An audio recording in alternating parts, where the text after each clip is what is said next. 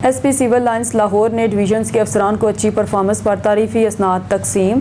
SP civil lines office में patrolling अफसरान में तारीफी इसनाद तकसीम की गई। मजीद तफसीलात से आगाह कर रहे हैं ब्यूरो चीफ लाहौर मियाँ कबीर अहमद।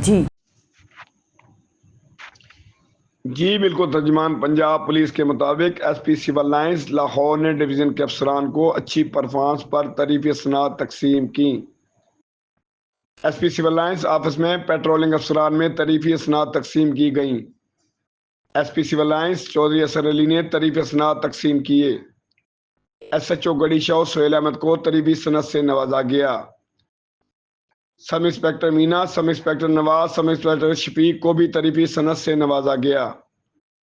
SP चौधरी असर अली ने 6 दीगर अफसरान में तारीफी सनद तकसीम किए। तारीफी सर्टिफिकेट के हामिल अफसरान ने गैंग्स, मंशियात फरोश और इश्तिहारी मुलजमान के खिलाफ क्रैकडाउन किया।